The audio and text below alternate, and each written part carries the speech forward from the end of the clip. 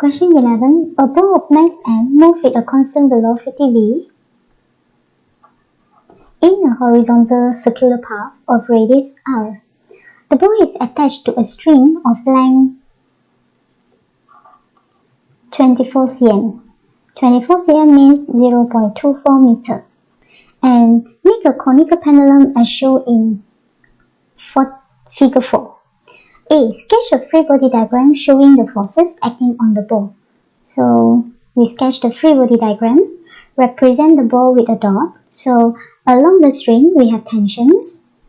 So we have tension here along the string. So this angle will be equivalent to this one. So the angle is here.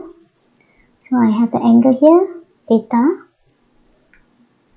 Then beside the tension, the ball have mass, so we have weight straight downwards. Weight equal to mg. So this is the free body diagram for question A. So we're done with question A. Question B. If theta is 30 degree, let's say theta is 30 degree, calculate the radius r. Number 2, the velocity v. So I want to determine the radius r.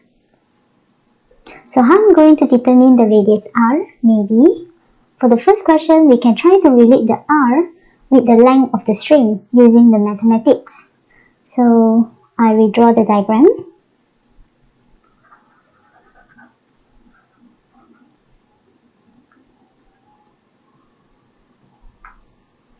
Question B.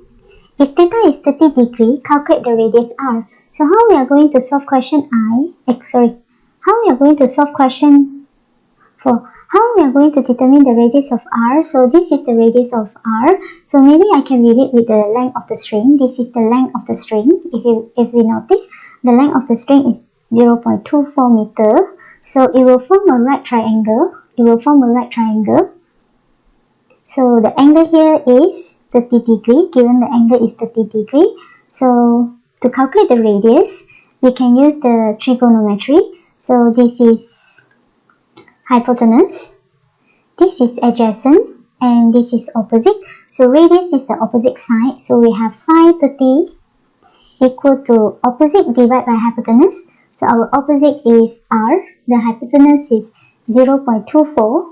So we will get our r is 0.24 sine 30.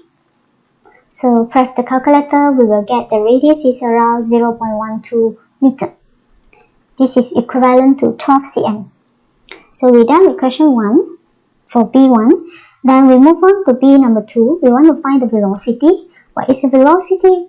In order for the ball to perform the uniform circular motion.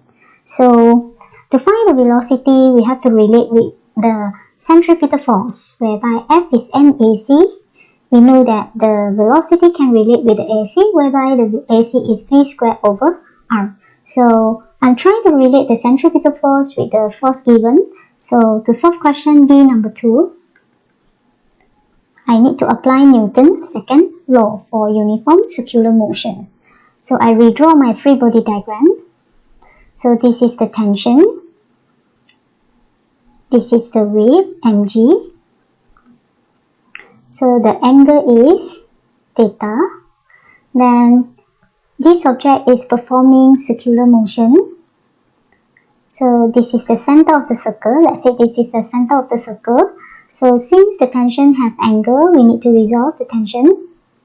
So we can resolve the tension into two perpendicular components, y and x. So this is the component x for the tension, whereby we have Tx is T sine theta. Then we have another component y for the tension, whereby our Ty will be T cos theta. So from after resolving, we might see very clearly Tx, T sine theta is the force that points towards the center.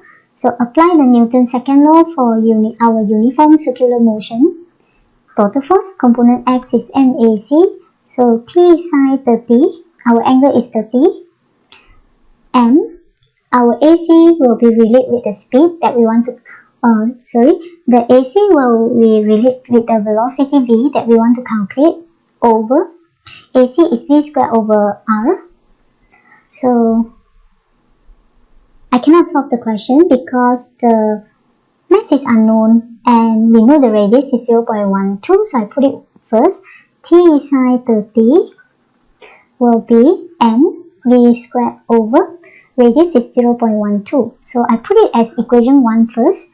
Then I try to find the tension by referring to component y. So total force for component y must be 0. Why? Because we do not have any motion along y-axis. There will be no motion along y-axis. No motion along y-axis. So we have total force component y equal to 0. So the T cos theta will equal to mg. So I put in the angle, value for the angles, 30 degree, mg. So this is my second equations. So now I try to solve the two equations simultaneously using the knowledge of mathematics. Sine divided by cos is tangent, so I take 1 divided by 2. So T sine 30 equal to mv squared over 0.12 divided by T cos theta 30 degree equal to mg. So now we can see obviously tension can be cancelled, m can be cancelled. So sine divided by cos will be tangent. So we have tangent 30 degree will be v squared over 0.12 g. So we can find the v. So g is 9.81. So we can find v whereby we have 0.12 times 9.81 tangent 30 square root. Why? Because this is v squared. So I'll get the velocity will be 0.82 meter per second. So we solve the question B number 2. Then we have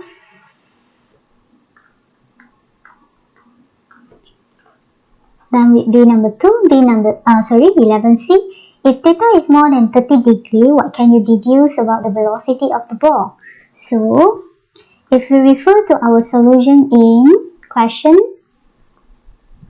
B number 2, we have tangent 30 degree is v squared over rg. So let's say if our angle is greater than 30 degree, so we might try to put in the value, or we can see the relation between angle, this is the angle, the relation between the angle and the speed.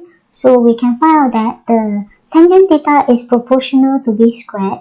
It means that if theta is greater than 30 degree, then our velocity will greater than 0.28 meter per second, because theta and velocity is directly proportional. Then we have answered the question.